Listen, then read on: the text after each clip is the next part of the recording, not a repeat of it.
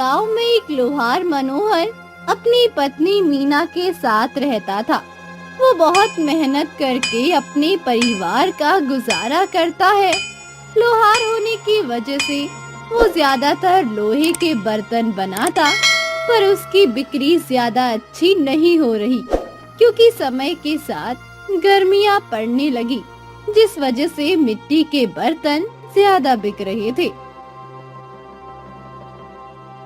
हे भगवान, मैं क्या करूं? पता नहीं मेरे बर्तन क्यों नहीं बिक रहे हैं, जबकि सभी का काम कितना अच्छा चल रहा है।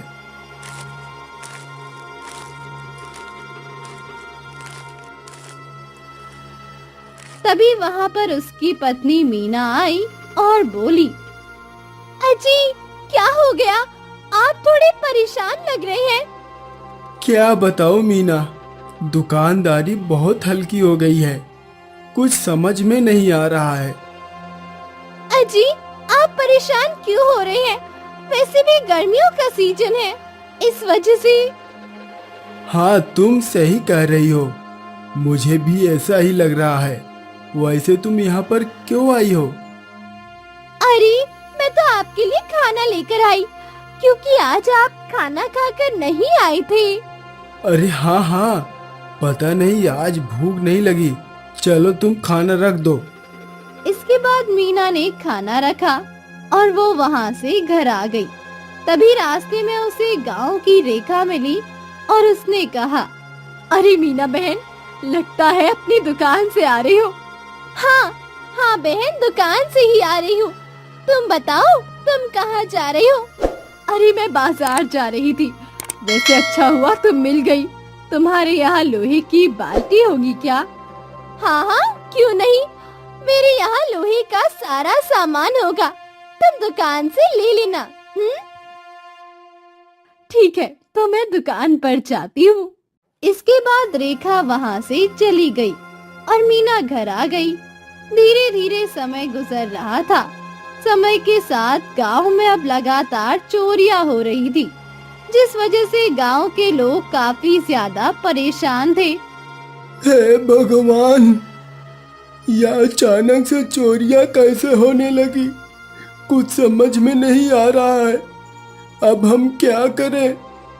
अरे गोपाल भैया, समझ तो मुझे भी नहीं आ रहा, क्योंकि कुछ दिन बाद मेरी बेटी की शादी है। अगर चोरों ने मेरे घर में डकैती डाल दी तो मैं तो बर्बाद ही हो जाऊंगा। अरे भैया, तुम्हें हिसाब से रहना पड़ेगा। पता नहीं यह अचानक से चोरी कहाँ से हो गए। हमें इसके बारे में राजा से बात करनी चाहिए, शायद महाराज कुछ हल निकाल सके।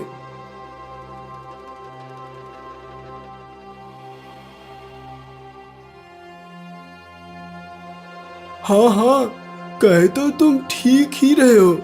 हमें इस बारे में महाराज को ही बताना पड़ेगा।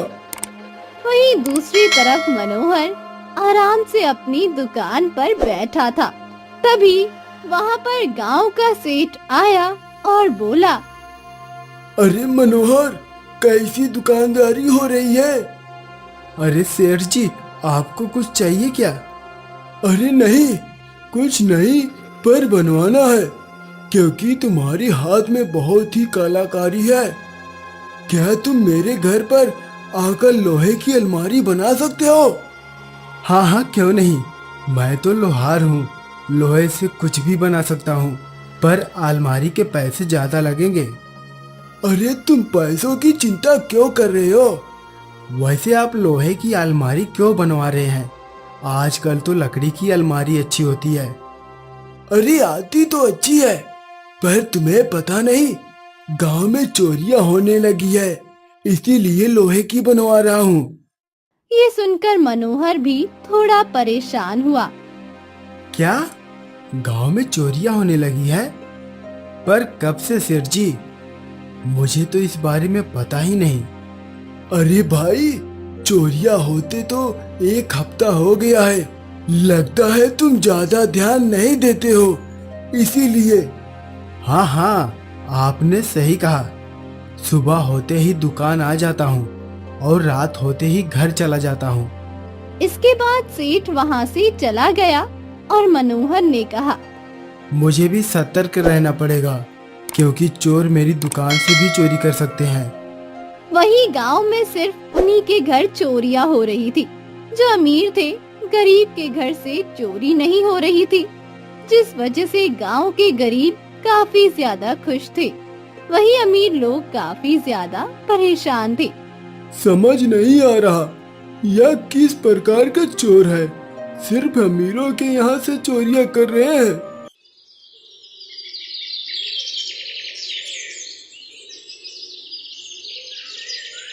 और एक दिन अचानक से सेठ के यहाँ चोरी हो गई, जिससे सेठ काफी ज्यादा दुखी हुआ।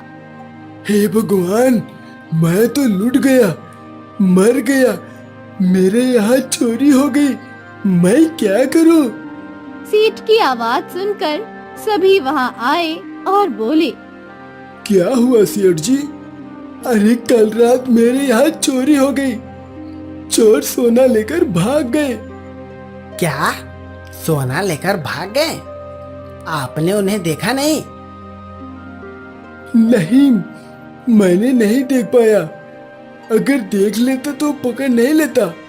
हे भगवान, मैं तो बर्बाद हो गया, मेरा सारा सोना चोरी हो गया, सब चोर ले गए। ये सुनकर सभी गांव वाले काफी ज्यादा परेशान हुए, क्योंकि इतने बड़े सेठ के यहाँ चोरी जो हुई थी। हे भगवान, पता नहीं यह चोर कब चोरी करना बंद करेंगे, समझ ही नहीं आ रहा है। महाराज कुछ क्यों नहीं कर रहे हैं? वहीं दूसरी तरफ महल में भी चोरी हो गई, जिस वजह से राजा काफी ज्यादा परेशान हुए और उन्होंने मंत्री को बुलाकर कहा, अरे मंत्री, कहाँ पर हो? जल्दी मेरे पास आओ। मंत्री जल्दी से राजा के पास आया और बोला, जी महाराज, आपने मुझे बुलाया? महल में कल रात चोरी हो गई, तुमने मुझे बताया क्यों नहीं? महाराज, मुझे डर था कि कहीं आप मुझे दंड ना दें, क्योंकि इतनी निगरानी होने के बाद भी चोरी हो गई। यही तो मुझे समझ में नहीं आ रहा, तुमसे कहाँ चूक हो गई? क्या महल में कोई घुसा था? पता नहीं महाराज, कुछ समझ में नहीं आ रहा कि आखिर चोरी कैसे हुई है, पर जल्द ही चोर का पता चल जाएगा। ठीक है, जल्दी से चोर का पता लगाओ, वरना मुझसे बुरा कोई नहीं होगा, क्योंकि 2 दिन पहले गांव से भी शिकायत आई है, गांव में चोरियां हो रही है। हाँ हाँ महाराज, ठीक है, हम जल्द से जल्द चोर को पकड़ने की कोशिश करेंगे। ये कहकर मंत्री वहाँ से चला गया, जिस पर राजा काफी ज्यादा परेशान हुआ। यह अचानक से महल में चोरी कैसे हुई? इतने सालों से ऐसा कभी नहीं हुआ। आखिर हमारे सैनिक इतने कमजोर हैं क्या? वहीं दूसरी तरफ गांव में ये बात फैल गई कि महल में भी चोरी हुई, जिससे गांव वाले काफी ज्यादा परेशान हुए और मनोहर भी काफी ज्यादा परेशान हो गया। यह अचानक से चोरियां कैसे होने लगी? भला महल में भी चोरी हो गई? ये तो बड़ी हैरानी वाली बात है। यही तो मुझे समझ नहीं आ रहा। और आपको पता है, चोर सिर्फ सोना चांदी ले जा रहे हैं। क्या सोने चांदी चुरा कर उन्हें पैसों से कोई मतलब नहीं? नहीं, उन्हें पैसों से कोई मतलब नहीं है। कल ही हमारे बगल के घर में चोरी हुई, उनका सारा सोना ले गए। यह तो बड़ी हैरानी वाली बात है। आखिर ऐसा भी कौन से चोर हैं जो सिर्फ सोने से मतलब रख रहे हैं? मनोहर सोच में पड़ गया।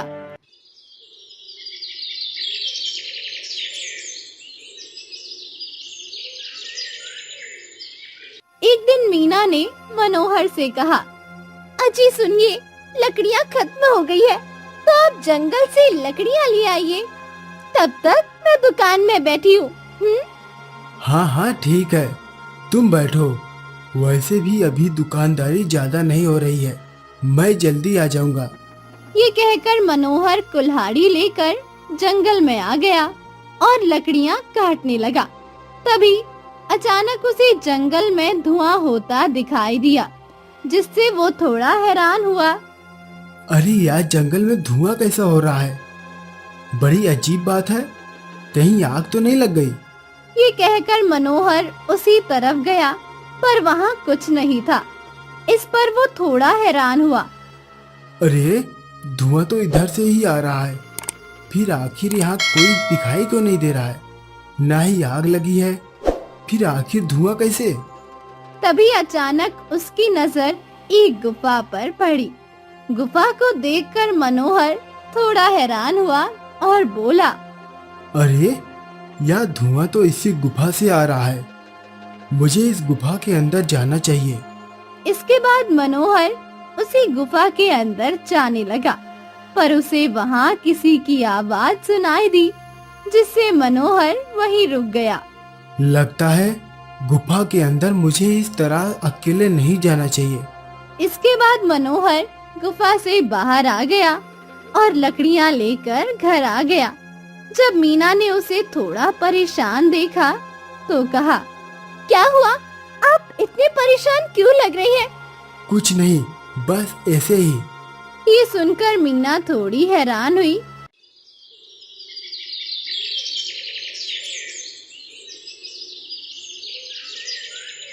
अगली सुबह जब मनोहर उठा और उसने जैसे ही लोहे की बाल्टी को उठाया तो वो सोने की हो गई।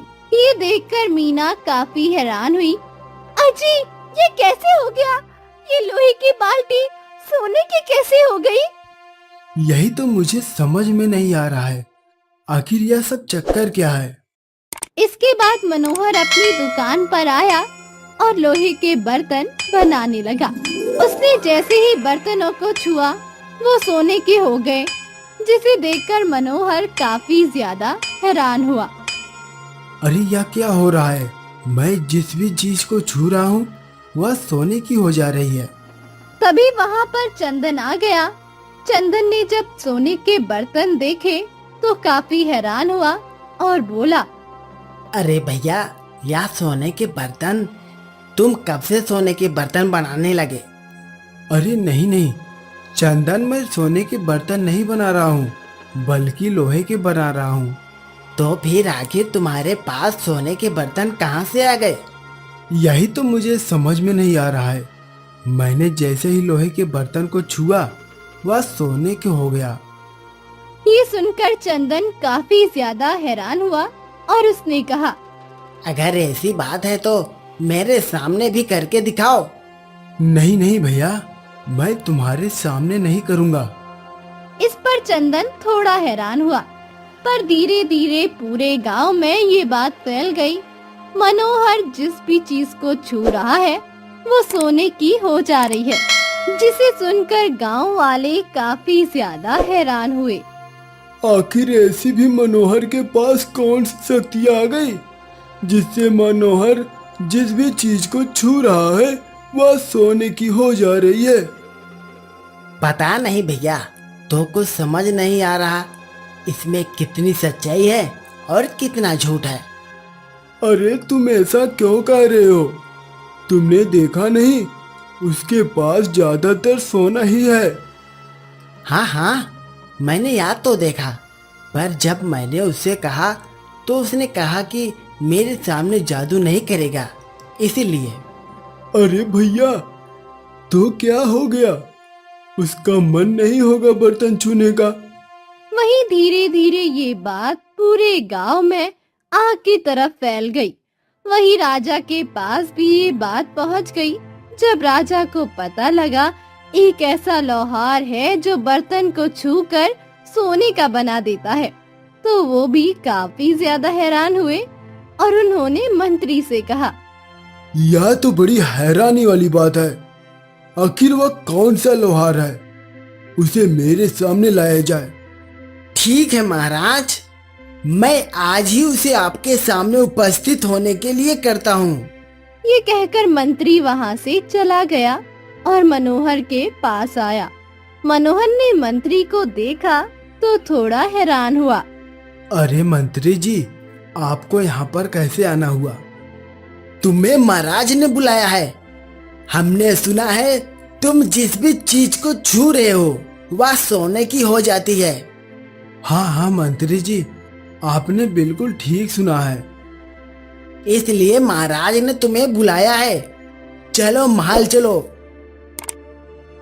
ठीक है, मैं आपके साथ महल चलता हूँ। ये कहकर मनोहर मंत्री के साथ महल चला गया। जब गांव वालों ने देखा मनोहर को मंत्री ले जा रहे हैं तो वो थोड़े हैरान हुए। मुझे तो ऐसा लगता है राजा को भी मनोहर के बारे में पता लग गया है।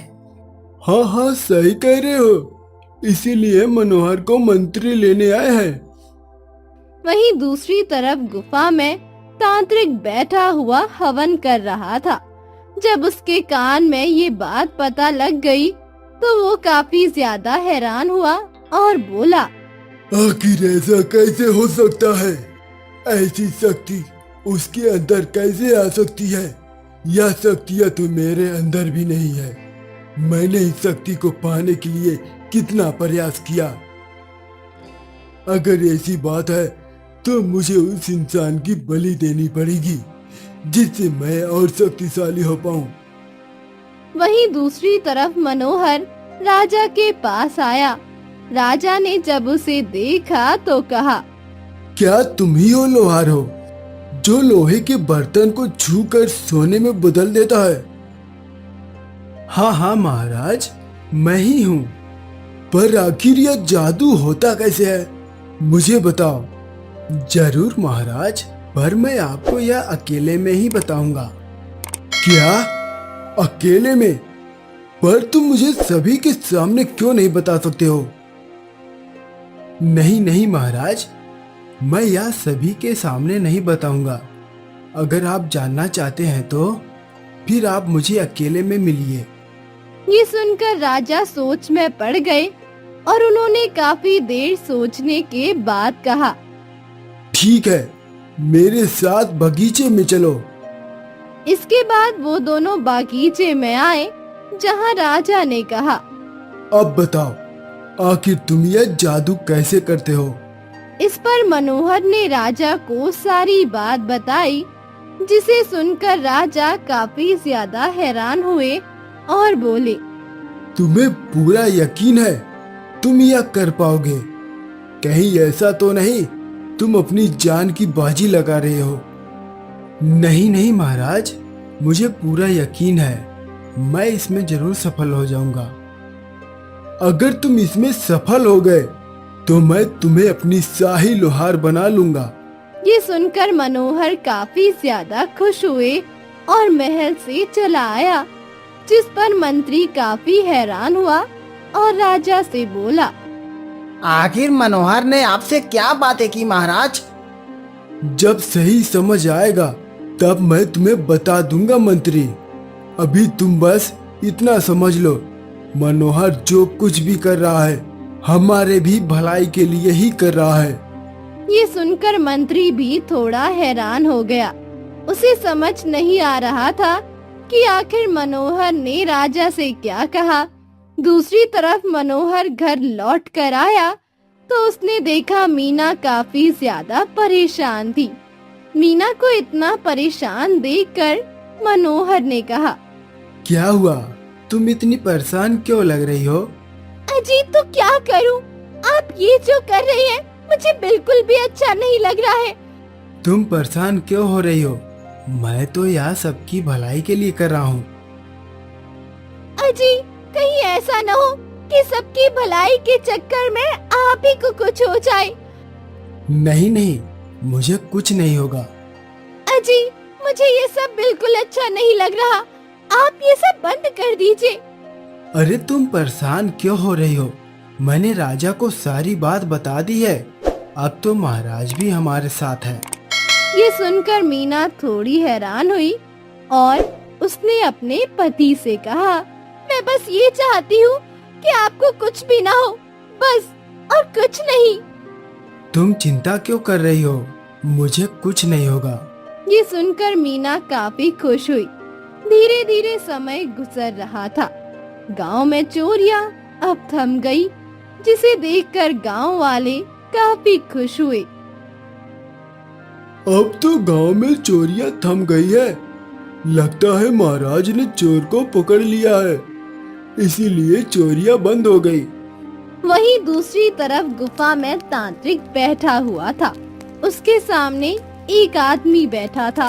वो कोई और नहीं बल्कि चोर था, जिससे तांत्रिक ने कहा, मैं तुमसे जैसा कह रहा हूँ तुम वैसा ही करना।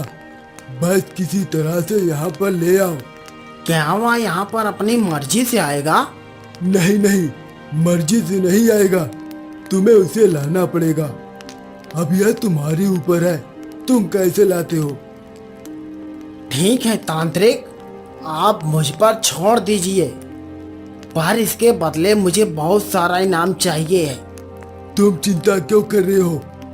तुमने अभी तक मेरे लिए जितना भी काम किया है उसके लिए मैं तुम्हें भरपूर इनाम दूंगा। हाँ हाँ, इसीलिए तो मैं आपके साथ मिलकर काम कर रहा हूँ। ये कहकर वो चोर वहाँ से चला गया, जिस पर तांत्रिक मुस्कुराया और मन में बोला, समय आने दो, तुम्हें तुम्हारा फल जरूर मिलेगा चोर, चिंता क्यों कर रहे हो। वहीं दूसरी तरफ चोर भेष बदल कर गाँव में आया और मनोहर की दुकान के सामने आकर जोर जोर से चिल्लाने लगा, अरे कोई तो मेरी मदद करो, कोई तो मेरी मदद करो, मेरे बच्चे को जंगली जानवर ने पकड़ लिया है। मनोहर ने जब उस आदमी को चिल्लाते हुए देखा तो कहा, क्या हुआ भैया, क्यों चिल्ला रहे हो। मेरे बेटे की जान खतरे में है, जल्दी जंगल में चलो। क्या हो गया तुम्हारे बेटे को, मैं और लोगों को बुलाकर लाता हूँ। नहीं नहीं, किसी को बुलाने की जरूरत नहीं है, तुम ही चलो, हम दोनों मिलकर उस जंगली जानवर का शिकार कर लेंगे। ये सुनकर मनोहर थोड़ा हैरान हुआ और बोला, ठीक है चलो, कहाँ पर है वह जानवर। इसके बाद मनोहर उस चोर के साथ जंगल में आ गया। जंगल में आने के बाद मनोहर ने कहा, कहाँ है तुम्हारा बच्चा। तुम मेरे साथ गुफा में चलो, मेरा बच्चा गुफा में है। ये सुनकर मनोहर थोड़ा हैरान हुआ और बोला, क्या गुफा में। इसके बाद चोर उसे उसी गुफा में ले आया जहाँ पर तांत्रिक था। यार रही हुआ गुफा, जल्दी चलो, अंदर है मेरा बच्चा, इसी के अंदर। ठीक है चलो। इसके बाद वो लोग गुफा के अंदर गए। वैसे ही मनोहर काफी ज्यादा हैरान हो गया, क्योंकि वहाँ पर वही तांत्रिक था। अरे यहाँ पर तो यह तांत्रिक है, तुम्हारा बच्चा कहाँ है। ये सुनकर चोर जोर जोर से हंसने लगा और बोला, मैं तो तुम्हें यहाँ पर लेकर आया हूँ, मेरा कोई बच्चा नहीं है। अच्छा, तो इसका मतलब यह तुम्हारी साजिश थी। हमारी ही साजिश थी तुम्हें यहाँ लाने के लिए। पर तुमने आखिर ऐसा क्यों किया। क्योंकि हमें पता लगा है तुम जिस भी लोहे को छू लेते हो वह सोना बन जाता है, इसीलिए। ये सुनकर मनोहर काफी ज्यादा हैरान हो गया और तभी तांत्रिक ने कहा, इसका मतलब तुम ही हो तिलिस्मी लोहार, जो लोहे को छूकर सोने का बना देते हो। अच्छा, तो तुमने मेरा नाम भी रख दिया तिलिस्मी। और क्या, जो जादू करता है वह तिलिस्मी ही होता है। पर आखिर तुम मुझे यहाँ पर लेकर क्यों आए हो। क्योंकि मैं जानना चाहता हूँ तुम आखिर यह सब कैसे करते हो। नहीं, मैं तुम्हें नहीं बताऊंगा। अच्छा, तो इसका मतलब तुम मुझे नहीं बताओगे। कोई बात नहीं, मत बताओ। अब मैं तुम्हारी बलि देकर तुम्हारी सारी शक्ति अपने अंदर कर लूंगा, क्योंकि फिर मैं बहुत ज्यादा शक्तिशाली हो जाऊंगा। तभी मनोहर ने चारों तरफ देखा तो वहाँ पर बहुत सारा सोना पड़ा हुआ था। इतना सोना देखकर मनोहर ने कहा, यहाँ पर इतना सारा सोना है, इसका मतलब तुम ही लोग हो जो गांव में चोरी कर रहे हो। हाँ, यह चोर मेरे लिए ही काम करता है जिससे मैं शक्तिशाली हो सकूं। पर तुम सोने से शक्तिशाली कैसे होगे? मैं कुछ समझा नहीं। यह सोना मेरे लिए अमृत की तरह काम करेगा। जब मैं इस सारे सोने को पिघलाकर अपने शरीर में डालूंगा तो मेरा शरीर वज्रन का हो जाएगा और इसके बाद मैं तेरी बलि दूंगा जिससे मैं बहुत ज्यादा शक्तिशाली हो जाऊंगा। ये सुनकर मनोहर को सारी बात समझ आ गई और उसने कहा, अच्छा, इसलिए तुम सोना इकट्ठा कर रहे थे? हाँ, इसलिए मैं सोना इकट्ठा कर रहा हूँ और इसीलिए इस चोर को मिलाया था। अब इस चोर का काम खत्म हो गया। ये सुनकर चोर थोड़ा हैरान हुआ और बोला, या तुम क्या कर रहे हो तांत्रिक? मैंने बिल्कुल ठीक कहा, अब तेरा काम खत्म हो गया। ये कहकर तांत्रिक ने चोर पर वार किया और वो चोर वहीं पर मर गया। ये देखकर मनोहर काफी ज्यादा हैरान हुआ और बोला, तुमने इसे क्यों मार दिया? क्योंकि अब इसका काम खत्म हो गया है। अब तुम्हारी बारी है, अब तुम्हारी बलि दूंगा। तुम ऐसा कर ही नहीं सकते क्योंकि मुझे मारकर तुम्हें कोई फायदा नहीं होगा। यह तुम क्या कर रहे हो? मैं ठीक कह रहा हूँ तांत्रिक, यह सब तो तुम्हें पकड़ने की चाल थी। क्या? इसका मतलब तुम लोहे को छूकर सोना नहीं बनाते हो? नहीं, ऐसा कुछ नहीं होता है। ये सुनकर तांत्रिक को बहुत तेज गुस्सा था और उसने कहा, तुमने मुझे धोखा दिया, मैं तुझे छोड़ूंगा नहीं लोहार। ये कहकर उसने मनोहर पर वार करना चाहा, पर तभी वहाँ पर राजा अपने सैनिकों को लेकर आ गए और तांत्रिक को पकड़ लिया। राजा ने देखा चोर मर चुका था, जिस पर राजा ने कहा, अच्छा, तो इसका मतलब चोर मर गया? मर नहीं गया, बल्कि तांत्रिक ने खुद ही चोर को मार दिया। क्या? तांत्रिक ने मार दिया? पर क्यों? यह तो तांत्रिक ही बताएगा महाराज। चलिए, अब हम लोग महल चलते हैं। इसके बाद तांत्रिक को पकड़कर महल लाया गया। इस पर राजा ने कहा, तुमने उस चोर को क्यों मारा? क्योंकि उसका काम खत्म हो गया था, इसीलिए। अच्छा, तो इसका मतलब तुम ही चोरियां करवाते थे? हाँ, मैं ही चोरियां करवाता था, पर इस लोहार ने सारा काम खराब कर दिया। पर इसे पता कैसे लगा कि मैं ही हूँ इन सब के पीछे? ये सुनकर मनोहर मुस्कुराया और बोला, उस दिन मैं जंगल में लकड़ियां लेने आया था, तभी मुझे गुफा से धुआं उठता हुआ दिखा। मैं गुफा के अंदर गया तो मैंने तुम्हारी सारी बातें सुन ली और इसके बाद मैंने यह सारा खेल खेला। पर फिर महाराज वहाँ तक कैसे पहुँच गए? तभी वहाँ पर चंदन आ गया और बोला, मैंने बताया क्योंकि मैंने चोर को मनोहर को ले जाते देख लिया था। हम सभी मिले हुए हैं क्योंकि तुमने गांव में बहुत सारी चोरियां कर ली थी। वह तो अच्छा हुआ तुमने किसी की जान नहीं ली, वरना हम तुम्हें मृत्यु दंड देते। मंत्री, ले जाओ इसे और कारागार में डाल देना। ठीक महाराज, चलो तांत्रिक। नहीं महाराज, मुझे माफ कर दीजिए, मुझसे बहुत बड़ी भूल हो गई। तुमने भूल नहीं की है, बल्कि अपराध किया है और इसकी सजा तुम्हें जरूर मिलेगा।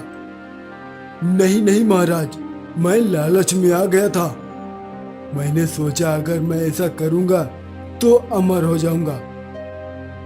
आज तक कोई अमर नहीं हो पाया जो तुमने अमर बनने का सोचा। ले जाओ इसे मंत्री। ये सुनकर मंत्री तांत्रिक को पकड़कर ले जाने लगा, जिस पर तांत्रिक वहाँ से भागने लगा। ये देखकर राजा काफी गुस्से में आ गए और बोले, पकड़ो इस तांत्रिक को, यह भागने ना पाए। ये सुनकर मंत्री ने तांत्रिक को पकड़ लिया, जिस पर राजा ने कहा, अब तुम्हारा खेल खत्म हो गया तांत्रिक, अब तुम कुछ नहीं कर सकते। ये सुनकर मंत्री उसे पकड़कर कारागार में डाल देता है, जिससे तांत्रिक काफी ज्यादा गुस्से में आ गया। उन मनोहर ने मुझे बेवकूफ बना दिया, मुझे नहीं पता था यह सब षड्यंत्र है, मैं उसे छोड़ूंगा नहीं। वहीं दूसरी तरफ राजा काफी ज्यादा खुश थे और उन्होंने मनोहर से कहा, आज यह सब तुम्हारी वजह से ही हो पाया, वरना हम तो कभी पता ही नहीं कर पाते यह सब कौन कर रहा है। तुम्हारा बहुत बहुत धन्यवाद। अरे महाराज, धन्यवाद करने की क्या जरूरत है, यह तो मेरा फर्ज था। वैसे भी गांव वाले काफी परेशान थे। हाँ, तुम सही कह रहे हो। और गुफा में जितना भी सोना मिला है उन्हें राज में बांट दिया जाए, जिससे सभी को उनका सोना वापस मिल जाए। ये सुनकर चंदन भी बहुत ज्यादा खुश हुआ। इसके बाद मनोहर ने कहा, अच्छा महाराज, हम चलते हैं। तुम कहाँ जा रहे हो? मैंने तुमसे कहा था ना, अगर तुमने इस समस्या को दूर कर दिया तो मैं तुम्हें शाही लोहार बनाऊंगा। आज से तुम मेरे यहाँ पर ही काम किया करोगे।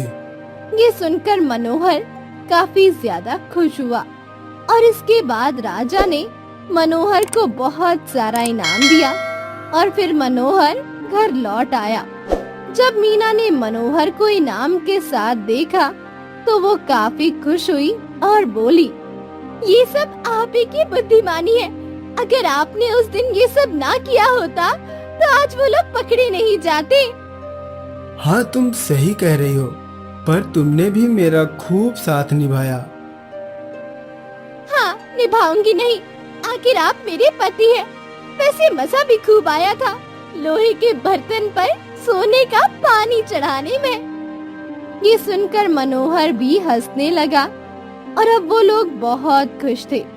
इस पर मनोहर ने कहा, राजा ने मुझे शाही लोहार बनाया है, अब मुझे काम करने की जरूरत नहीं। अब मैं महल में काम करूंगा।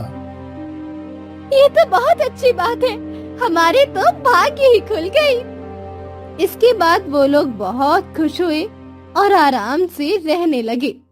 अब मनोहर भी काफी खुश था, क्योंकि अब वो महल में औजार बनाने का काम किया करता था।